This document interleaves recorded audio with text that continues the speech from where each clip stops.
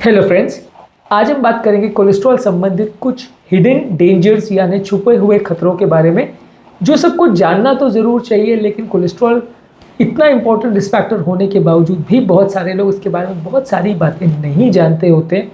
आज उन चीज़ों को डिस्कस करेंगे और कैसे कोलेस्ट्रॉल हमारे लिए घातक हो सकता है यदि हम उसकी बेसिक अंडरस्टैंडिंग डेवलप नहीं करते। इन चीज़ों को डिस्कस करेंगे। टॉपिक पर जाने से पहले जो लोग हमारे चैनल पर नए हैं उन्हें रिक्वेस्ट करूँगा कि चैनल को सब्सक्राइब करें, वीडियोस को लाइक करें, फॉलो करें, कमेंट करें और शेयर भी करें। कोलेस्ट्रॉल यानी बैड कोलेस्ट्रॉल खासकर नलियों में ब्लॉकेजेस डेवलप करता है जिस प्रोसेस को अथेरोस्क्लेरोसिस बोलते हैं। अथेरोस्क्लेरोसिस बेसिकली इसका मतलब ये है कि नलियों में कोलेस्ट्रॉल की परत जमा हो जाना। हार्ट की जो बड़ी आर्टरीज होती है उसमें जमा होता है। वेन्स में यूजली कोलेस्ट्रॉल इतना जमा नहीं होता। आर्टरी बेसिकली वो नली होती है जो हृदय से ब्लड को बाकी शरीर के पास लेके जाती है और वेन वो नली होती है जो बाकी शरीर से ब्लड को हार्ट में लेके आती है। इसमें आर्टरियों में कोलेस्ट्रॉल जमा होने की वजह से परत दर परत नलियों में ब्लॉकेज डेवलप हो जाता है। इस फिनोमेना को अथेरोस्क्लेरोसिस बोलते हैं। और ये हाई ब्लड कोलेस्ट्रॉल खासकर जो बुरा कोलेस्ट्रॉल है, एलडीएल कोलेस्ट्रॉल खासकर, और ट्राइग्लिसराइड जो ब्लड में ज़्यादा होता है, इससे ज़्यादा रिलेटेड होता है। इसके उल्टा जो काम करता है वो है एचडीएल यानी गुड कोलेस्ट्रॉल। एचडीएल कोलेस्ट्रॉल अगर ज़्यादा होता है तो वो नलियों में कोलेस्ट्रॉल जमा होने की प्रोसेस को कम करता है। ये सारे कोलेस्ट्रॉल जमा होने की वजह से हार्ट की डिजीजेस, हार्ट के अटैक आने का चांस, हार्ट का ब्लड सप्लाई कॉम्प्रोमाइज होने का चांस बढ़ जाता है। क्योंकि परत दर परत जब नलियों में कोलेस्ट्रॉल जमा होते जाता है तो धीरे धीरे करके वो नलियों का ब्लॉकेज 20%, 30%, 50%, 70%, 80% पे पहुंच जाता है। फिर धीरे धीरे ब्लड के लिए जगह कम हो जाती है। ब्लड को एक्स्ट्रा जो नलियों में पार करने के लिए जगह चाहिए वो नहीं मिल पाती। इसलिए जब कभी भी हम कोई काम करते हैं या कोई मेहनत का काम करते हैं, कोई एक्टिविटी करते हैं तो हार्ट को पर्याप्त मात्रा में ब्लड नहीं मिल पाता, जिसकी वजह से हार्ट अटैक होने का रिस्क बढ़ जाता है। तो कोलेस्ट्रॉल बेसिकली हृदय की नलियों में जो एथेरोस्क्लेरोसिस प्रोसेस है उसका सबसे बड़ा मार्कर है। जितना ज़्यादा कोलेस्ट्रॉल होगा उतना ब्लॉकेज होने का चांस होगा। हालांकि ऐसा हर केस में होगा ज़रूरी नहीं है, और ऐसा भी ज़रूरी नहीं है कि सिर्फ कोलेस्ट्रॉल एकमात्र मार्कर है जिससे हम सब कुछ बता सकते हैं। ऐसा भी कोई ज़रूरी नहीं है। कोलेस्ट्रॉल ज़्यादा होने से ऑब्वियसली इसका चांस बढ़ जाता है, पर 100% ये गारंटी कह पाना कि कोलेस्ट्रॉल से ही सब प्रॉब्लम होती है और कोलेस्ट्रॉल अगर नहीं होगा तो ये प्रॉब्लम कभी नहीं होगी, ऐसा नहीं है। कई हार्ट अटैक वाले पेशेंट्स भी हमारे पास आते हैं बोलते हुए कि हार्ट अटैक पेशेंट को हो गया लेकिन ब्लड कोलेस्ट्रॉल लेवल तो नॉर्मल है। तो ऐसा कैसे हो सकता है कि हम कोलेस्ट्रॉल की दवा इतने टाइम से ले रहे हैं, ब्लड कोलेस्ट्रॉल तो नॉर्मल इनफैक्ट लो है, फिर भी हार्ट अटैक कैसे हो गया? तो कोलेस्ट्रॉल उसका एक रिस्क फैक्टर है, पर वो एकमात्र रिस्क फैक्टर है ऐसा नहीं है। हालांकि जिनको कोलेस्ट्रॉल लेवल ज़्यादा है उनको होने का चांसेस हार्ट अटैक थोड़ा कंपैरेटिवली ज़्यादा डेफिनेटली है, पर सिर्फ ऐसा 100% हर केस में होगा ये भी ज़रूरी नहीं है। और हर व्यक्ति जिसको हार्ट अटैक आए उसका कोलेस्ट्रॉल लेवल ज़्यादा हो ऐसा ज़रूरी नहीं है।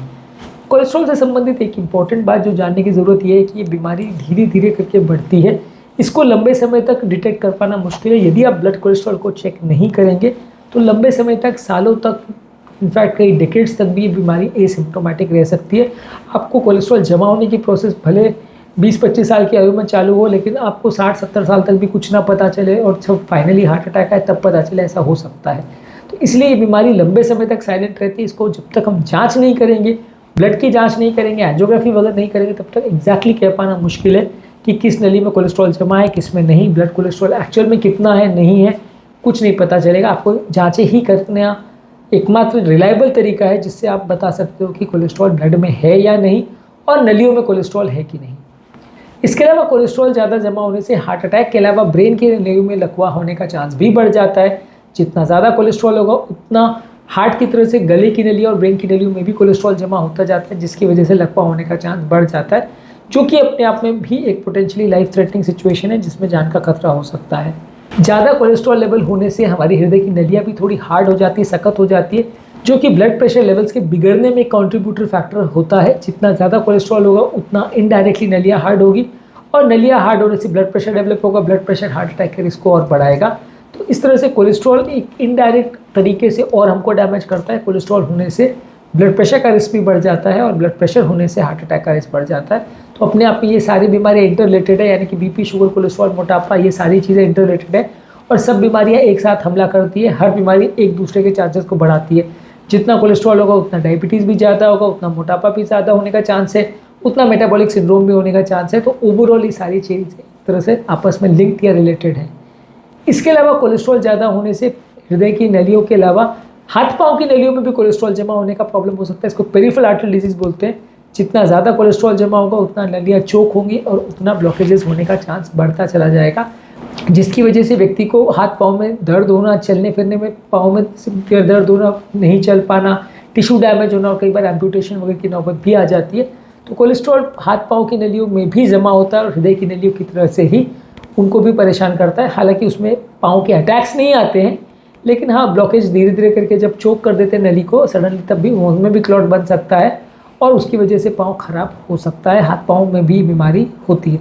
तो कोलेस्ट्रॉल सब शरीर के नलियों को अफेक्ट करता है, किसी को कम किसी को ज़्यादा, हृदय की नलियों को कंपैरेटिवली ज़्यादा अफेक्ट करता है। इसके अलावा कोलेस्ट्रॉल शरीर में इन्फ्लेमेशन को भी बढ़ाता है, जिसकी वजह से क्रॉनिक डिजीज और हार्ट अटैक होने का चांस और लकवा होने का चांस भी बढ़ जाता है। कोलेस्ट्रॉल बेसिकली डायरेक्टली इनडायरेक्टली जब कोलेस्ट्रॉल लेवल्स ब्लड में ज़्यादा होते हैं तो हमारा बॉडी में ओवरऑल सूजन या इन्फ्लेमेशन भी बढ़ जाता है और कोलेस्ट्रॉल कम करने की दवा डायरेक्टली या इनडायरेक्टली इन्फ्लेमेशन या सूजन को कम करती है। अब इसमें कोलेस्ट्रॉल की वजह से इन्फ्लेमेशन आता है या इन्फ्लेमेशन की वजह से कोलेस्ट्रॉल आता है, ऐसा कह पाना मुश्किल है, दोनों आपस में रिलेटेड है। पर जितना ज़्यादा इन्फ्लेमेशन होगा उतना कोलेस्ट्रॉल का जमा होने का चांस बढ़ जाएगा, उतना हार्ट अटैक होने का चांस बढ़ जाएगा और कोलेस्ट्रॉल के ऊपर जो परत होती है जिसको मेम्ब्रेन बोलते हैं उसके रप्चर होने का चांस बढ़ जाएगा, जिससे हार्ट अटैक होने के चांसेस भी बढ़ जाएंगे। तो ओवरऑल जितना ज़्यादा आपका कोलेस्ट्रॉल होगा उतना बॉडी में सूजन या इन्फ्लेमेशन भी होगा। कई लोग इसके फैमिली हिस्ट्री रिलेटेड या जेनेटिक फैक्टर्स पर डिस्कस करते हैं। ज़रूरी नहीं है कि हर व्यक्ति जिसके फादर मदर को या पेरेंट्स को कोलेस्ट्रॉल रहा हो बच्चों को भी होगा। कोलेस्ट्रॉल का प्रॉब्लम एक मल्टी फैक्टोरियल डिजीज़ है और सिर्फ फैमिली हिस्ट्री पर डिपेंड नहीं करता। हाँ, आपके पेरेंट्स में अगर मल्टीपल लोग को कोलेस्ट्रॉल का प्रॉब्लम है तो आपको भी होने का चांस तो है, कोई गारंटी नहीं है, ब्लड टेस्ट करने के बाद ही पता चलेगा। और उसके बाद आपको अगर कोलेस्ट्रॉल एक्चुअल में आपको है तो आपको दवा देनी पड़ेगी। सिर्फ फादर मदर को कोलेस्ट्रॉल है तो आपको भी दवा की ज़रूरत है, ऐसा नहीं है। उनको अगर पॉजिटिव था और आपको भी पॉजिटिव आता है तो ही आपको दवा दी जाएगी, आपके लेवल्स के हिसाब से दवा दी जाएगी। मान लीजिए उनका कोलेस्ट्रॉल 400 था और आपका 200 था तो आपको 200 के हिसाब से दवा दी जाएगी, उनको 400 था इसके हिसाब से दवा नहीं दी जाएगी, क्योंकि उसका कोई सेंस नहीं है। कोलेस्ट्रॉल जितना आपकी वैल्यूज़ है वो ही डिपेंड करेगा। हाँ, पेरेंट्स को होने से आपको चांस थोड़ा बढ़ जाता है। इसके अलावा लाइफस्टाइल फैक्टर्स है, जैसे कि तेल की कम रखना, ट्रांस फैट्स को कम रखना, रेगुलर एक्सरसाइज करना, स्मोकिंग अल्कोहल को कम रखना, फल सब्जी ज़्यादा लेना, अच्छी डाइटरी चॉइसेस रखना, मेंटल स्ट्रेस को कम करना, ये सब भी कोलेस्ट्रॉल लेवल्स को अफेक्ट करता है। तो ऐसा नहीं है कि कोलेस्ट्रॉल लेवल्स जो है लाइफस्टाइल से चेंज नहीं होता। हाँ, लेकिन लाइफस्टाइल से पूरी तरह से अफेक्ट हो जाएगा और लाइफस्टाइल चेंज करने से पूरा ठीक हो जाएगा, ये भी सोचना गलत है। लाइफस्टाइल चेंजेस और डाइटरी चेंजेस करने से कोलेस्ट्रॉल वैल्यूज़ को 20-25% तक मैक्सिमम चेंज कर सकते हैं। 80% जो बॉडी में कोलेस्ट्रॉल बनता है वो लिवर में बनता है।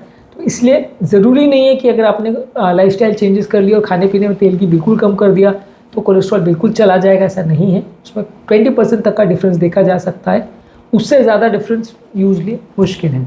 कोलेस्ट्रॉल आपका कम हो इसके लिए आपको हार्ट हेल्दी डाइट लेना चाहिए, रेगुलर एक्सरसाइज करना चाहिए, कोई व्यसन नहीं हो, कोई अल्कोहल या स्मोकिंग आपको नहीं करना है, रेगुलर अपने कोलेस्ट्रॉल लेवल्स को चेकअप कराना है और अगर कोई कार्डियोवैस्कुलर रिस्क फैक्टर या प्रॉब्लम आती है तो उसके लिए संबंधित दवाओं को लेना है। तो ये सारी चीज़ों का आपको विशेष ध्यान रखना है यदि आपको कोलेस्ट्रॉल का प्रॉब्लम है। इसमें लापरवाही अगर आप करते हैं तो आपको इनिशियली तो पता नहीं चलेगा, लेकिन लंबे समय के बाद ये आपको दिक्कत दे सकती है, इसलिए रेगुलर इस बारे में थोड़ा सतर्क रहेंगे तो ज़्यादा अच्छा है। आज के टॉपिक में हमने बात करी कोलेस्ट्रॉल लेवल्स के बारे में, कोलेस्ट्रॉल के बारे में कुछ हिडन चीज़ों के बारे में जिसको जानना और समझना ज़रूरी है, जिसके बारे में बेसिक अंडरस्टैंडिंग होना ज़रूरी है। उम्मीद करूँगा कि आज के टॉपिक में कुछ नई बातें जानने को मिली होगी। जो लोग हमारे चैनल पर नए हैं उन्हें रिक्वेस्ट करूँगा कि चैनल को सब्सक्राइब करें, वीडियो को लाइक करें, फॉलो करें, कमेंट करें और शेयर भी करें।